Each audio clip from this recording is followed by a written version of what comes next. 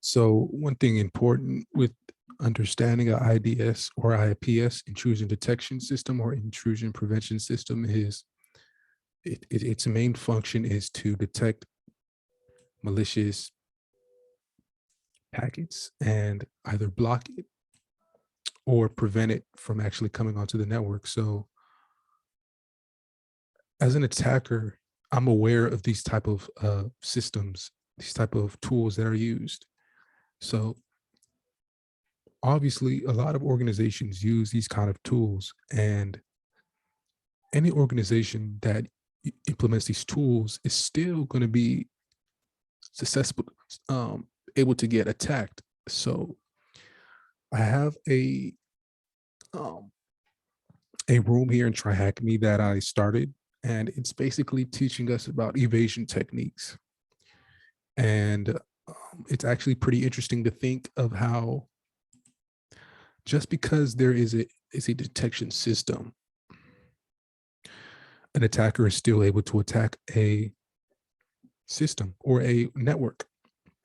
You could think of it like a security at a store or something. You know, you have like cameras, you have these I don't know the name, but when you have a tag and you walk out with it, the alarm beeps. But somehow people are still able to evade and take things or do whatever. So I think it's important to, like, as a security analyst, even if I'm just doing defense, basic defense, it's important to understand that the mechanisms that are put in place could still be the cause of an actual attack. You know, not really the cause of actual attack. That's not a way to put it, but it's just because there's a system there, like an intrusion detection system. Let's say we have Suricata running in line on our network. It still is a possibility for an attacker to use different evasive tools or techniques. So first things first is what I'm going to do is there basically is going to show me different traffic that this tool is going to show me different traffic that is being run on my network. And it's this intrusion detection system. So it's not actually going to do anything. It's just going to alert me of it. So I'm going to navigate to the page where this actual information is at. So it's https:// and basically I'm going to enter an IP address.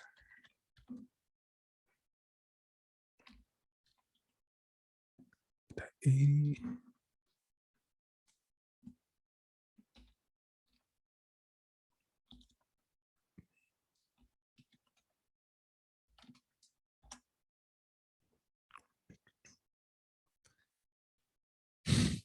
All right, so let this load up.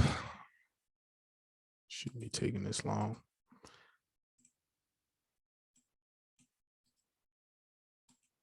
Let's see.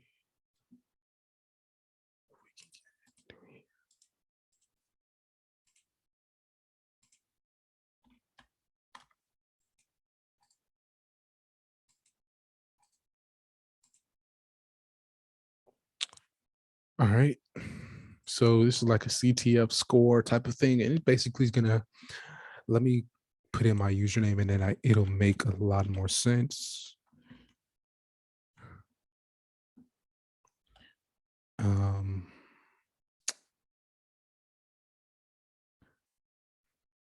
right, so this is the IP address of the attack machine. This is the attack box right here. This is the machine that I'm actually going to be doing the attacking on.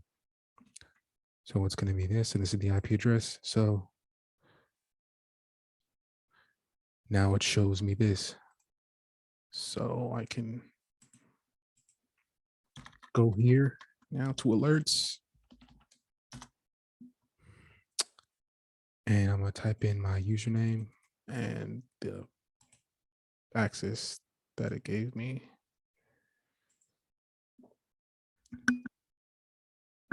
All right, so this is basically like the dashboard. So we have Wazoo, And we also have Suricata, which is a little bit more familiar. We know Suricata is the IDS, very popular one. So this is basically going to be the IDS that we're going to run on our actual machine that we're going to attack. This is what the machine is using. So now that we're logged in, I'm going to go back to here and I'm going to run an Nmap scan. And this is going to be the victim machine or the target machine that I'm going to try to get information on. So when performing any type of attack as an attacker, Nmap is going to be my best friend because, well, not Nmail, there's no such thing as Nmail, but Nmap is like a best friend because it's basic enumeration. You get to see what ports are running, a lot of different things. Obviously, with Nmap, we've seen how it works, but obviously, organizations know that an Nmap scan is a malicious type of scan. It's not normal traffic. So obviously, they're going to have some type of alerts set up to show that the attack, yes, this attack is actually, this not this attack, this type of traffic is cause for concern. So it's going to alert us. And once it alerts us, whether it's the IDS, we can block the IP address running the Nmap scan and then go about our day. It's quite simple. So perfect way to do that is to just run an Nmap scan. So we have Nmap minus SV. So it's going to give us like the version, like a lot of information just off of this basic scan. So let it run.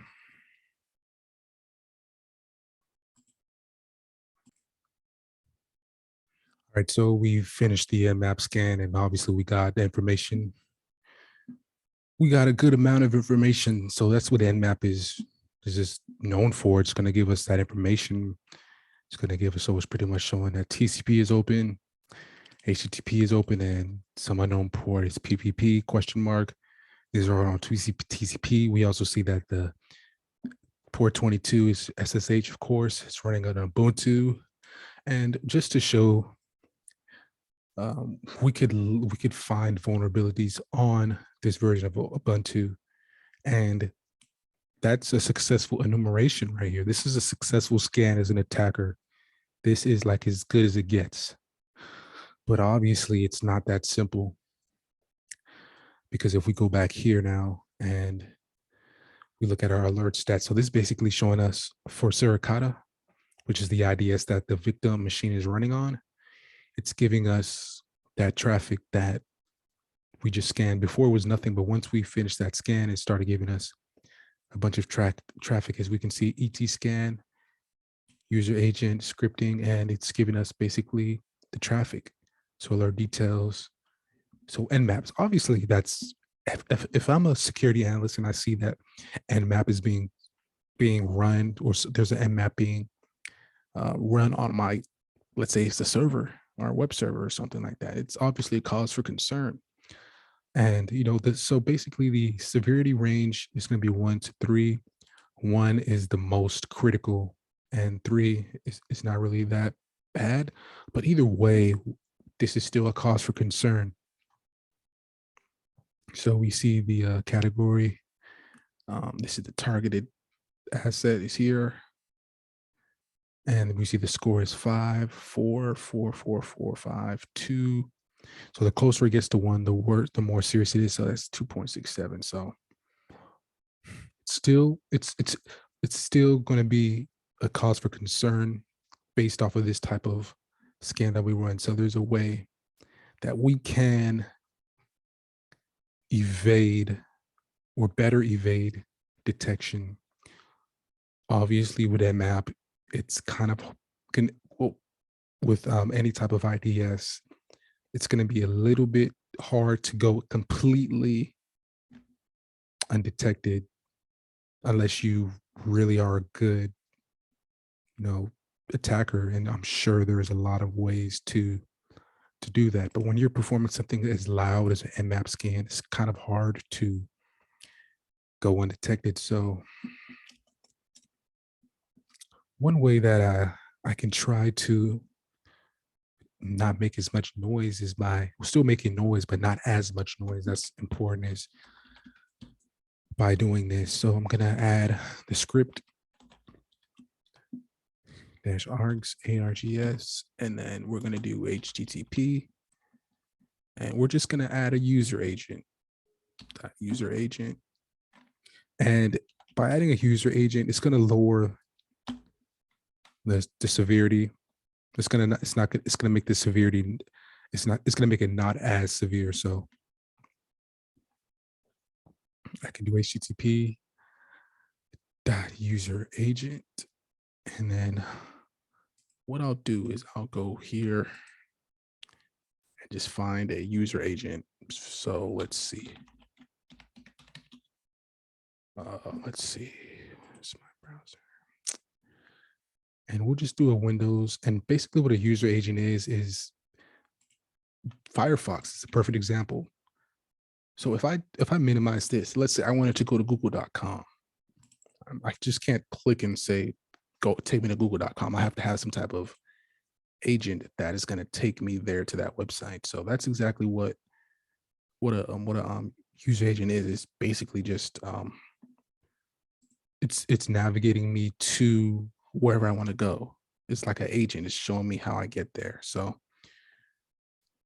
we have different examples. So I'm going to try the Windows one, and I'm just going to choose a basic one. So this is Mizolia, and it's not important, the details, but basically this is what we need. So we'll add this to the Nmap script, and let's see.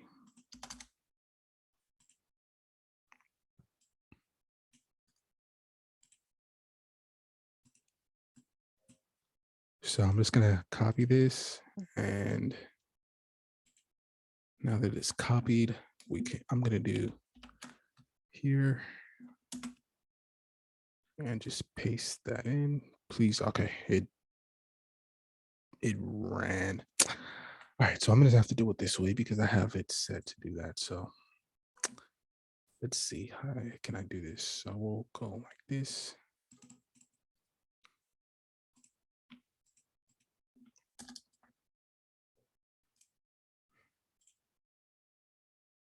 And then we'll take this, put the actual user agent that we want, which is, see,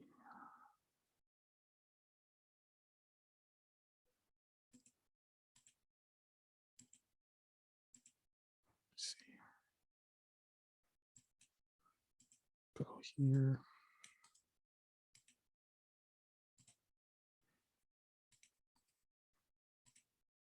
So we have Nmap, then the script argument, HTTP user agent, and this is it.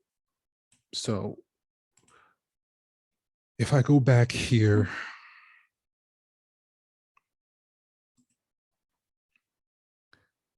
we can look at the severity level. So the alert score is at a 5.33. So let's actually look at that. So Suricata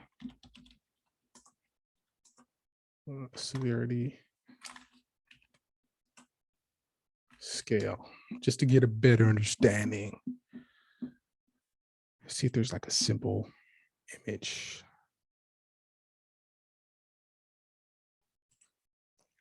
I think this is something that would be helpful. I saw a picture that showed like a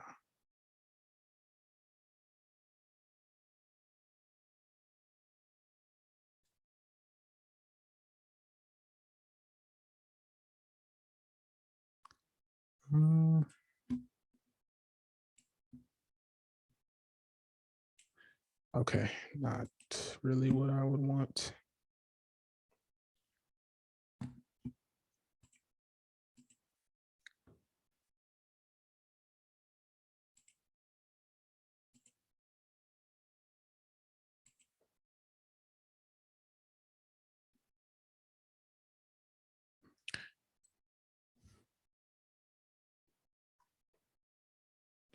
I noticed that alerts with severity levels 2 or 3 are correctly triggered. We don't really want to, but any alert closer to 1 is going to be obviously a more severe alert. So coming back here to our alerts. So this is all the alerts we've got so far. I haven't run that one with the user agent where we actually gave it a user agent. I haven't run that one yet, but obviously we see 1 out of 5. That is at 5.33. So look, actually the severity is at a 3, and this alert score is at a 5.33.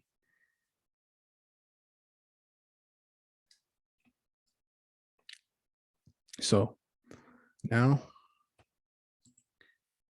I come back here and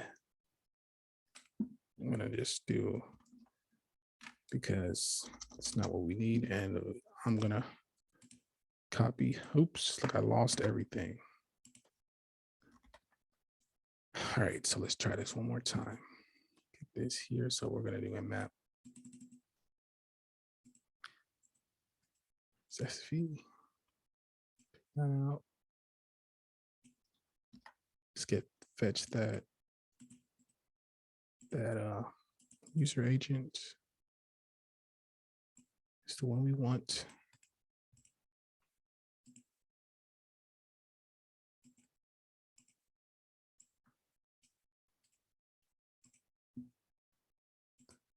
Now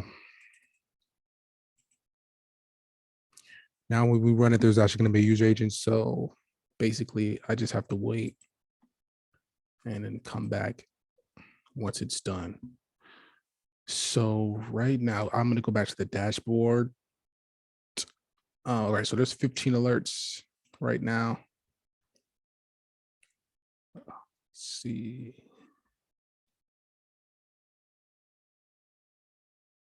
One there, 2.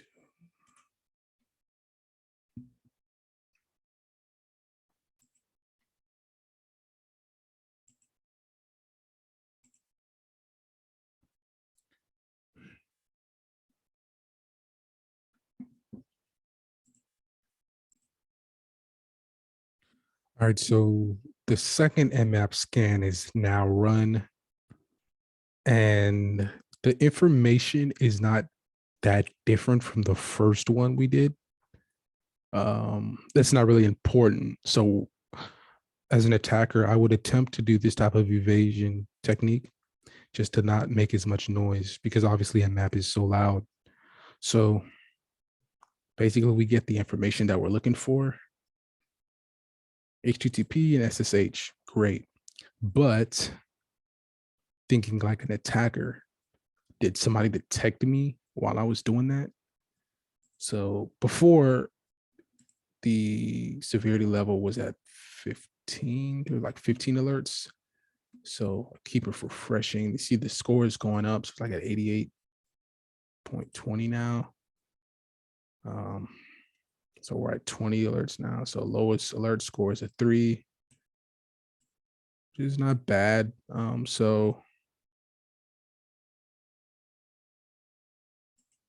But obviously we can see that. So we get more now. We're getting more.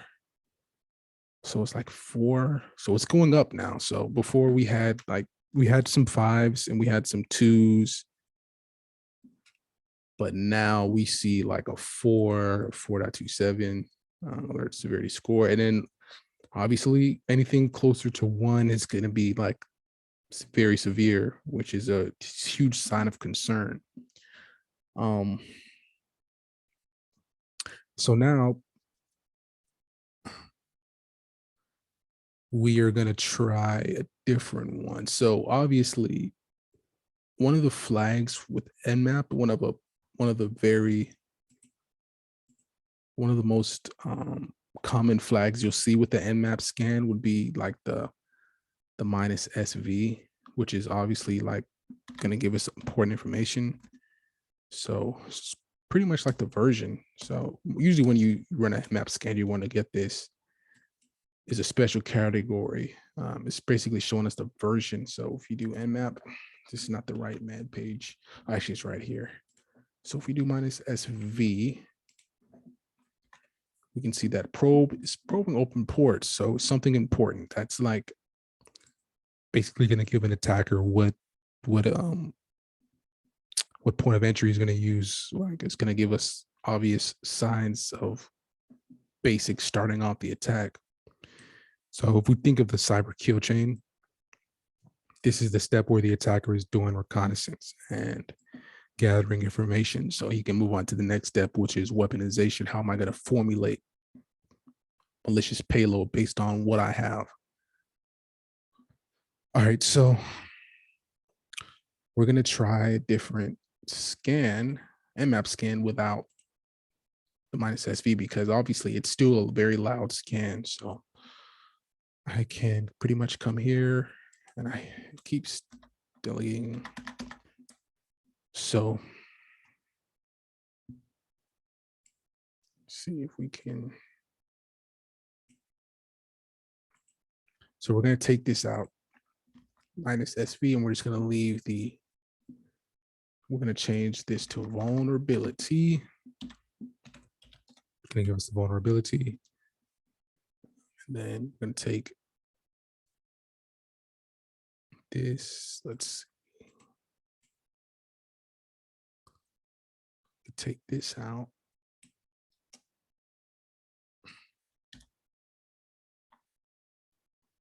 Script equals vulnerability, and then let's see, we can do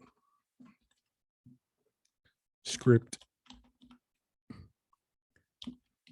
arguments, because still argument. Do HTTP .user agent. All right, so there's a lot going on here. So we took away the -SV. So now we have script dash phone, which basically means, let's go back. All right. Let's see. So this script checks for specific known vulnerabilities and generally only report results if they are found. So if there's nothing found, it's not going to report anything. But we're taking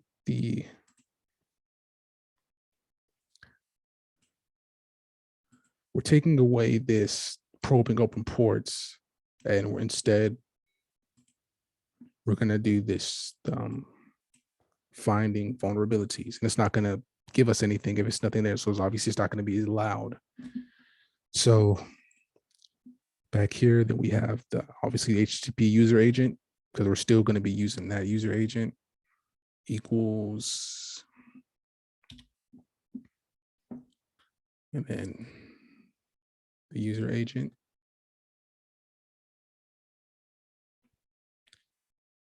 equals vulnerability. So now I can do a copy.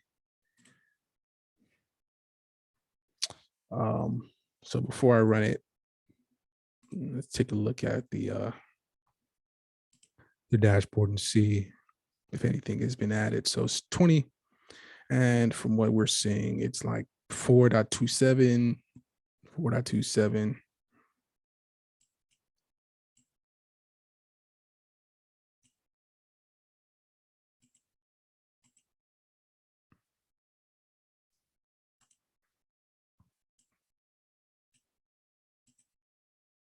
So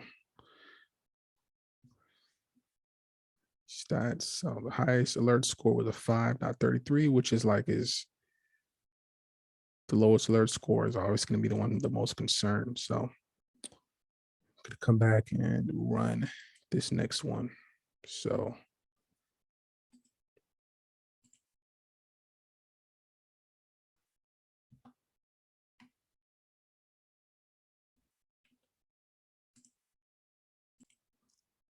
all right, so the scan finished, and obviously we changed it up a bit. So we tried to get some vulnerabilities, and obviously as an attacker, it's not a successful one because they couldn't find any vulnerabilities. They couldn't find any DOM-based cross-site scripting. They couldn't find any store cross-site scripting vulnerabilities either. So basically, there wasn't a way for them to perform these type of attack. They based it off of a database of maybe signatures, and did not find any based on the scan. But for this video, I can go back here, and obviously now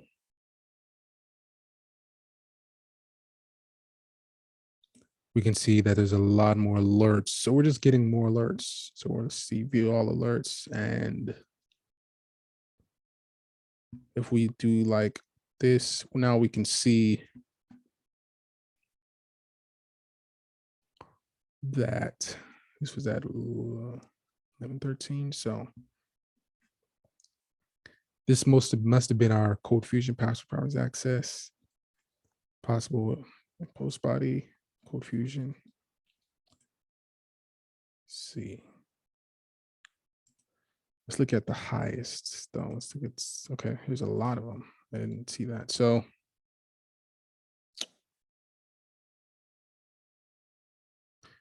based on that, we do see more alerts that are being triggered, more alerts. It's giving us like SQL alerts and all that information. And I guess the only thing that makes sense here is that we're getting different severities scores, different scores, based on different types of Nmap scans. So the first one we did was very loud, and I'm sure we did get like a higher alert. And based on how the security team has it set up, based on the level, obviously an analyst would still investigate it, but I'm sure, because one thing that I think is important to understand is like the IDS is going to give a lot of false positives as well, because especially if the IDS is sitting in a certain area. So let's say the IDS is sitting outside of the local area network. If it's sitting like in front of the firewall or something, it's going to generate a lot of traffic. So it's going to give out a lot of false positives. So, but that's not really what's going on here. Basically, what we're trying to do as an attacker is evade detection. And this basically showed us that based on different type of Nmap scans, obviously there's going to be other ways to get reconnaissance and get information about the potential attack, the potential victim. And also there's actually one more scan that I could try. So it's an Nmap S capital S 10.10.187.80. And one thing about this scan is that it's not going to be as loud. See how fast it ran?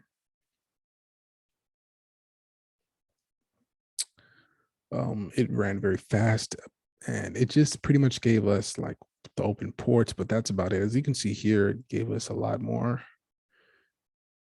information. Like, yeah, it still gives us like what we need, but it ran very fast and it was probably a lot quieter. So this one was like 49 seconds. This one was 1 minute 59 seconds. So let's compare it to the first scan we ran, and we get like this information here, which is not really information that we would be able to understand. But one big one that I noticed off the bat is the first one gave us all of this 22 TCP, SSH told us it was running an Apache server, and then it was open SSH, the Ubuntu SSH is running on an Ubuntu server. But this one that was obviously faster did not give us any of that information. So if I go back here,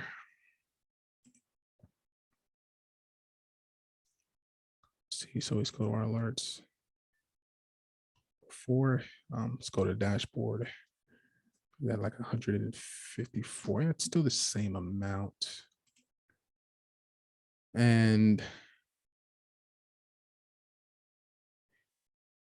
actually, from what I noticed, we did not even get an alert because the last time we ran it, it was at 154. And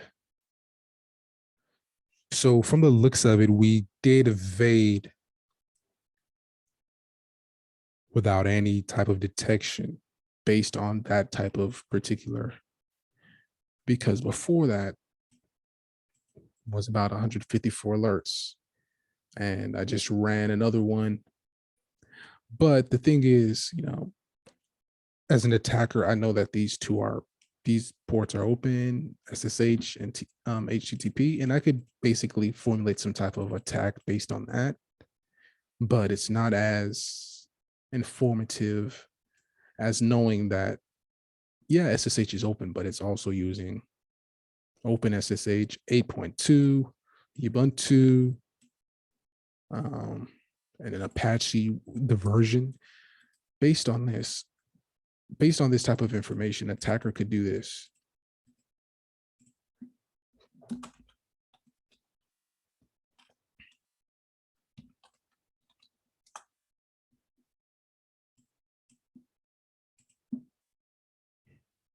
Obviously, he wouldn't come to this website. He would probably go to like a more malicious website, but just you can see CVEs of different vulnerabilities, inconsistent interpretation of HTTP requests, allows an attacker to smuggle requests to the AGP server it forwards requests to. This is the CVE on it.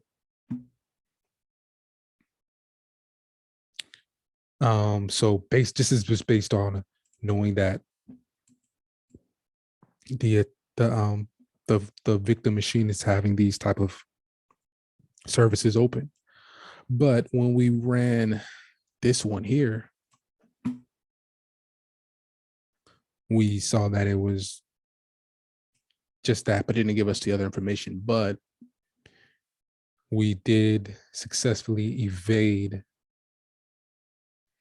the IDS, and that is apparent because we didn't get an alert for it. There was no alert after we ran that Nmap. So that's it gave us information, but not that much information. But I feel like based on the attacker, the level of the attacker, knowing that SSH is open and HTTP is open, they could then form some type of attack against the server.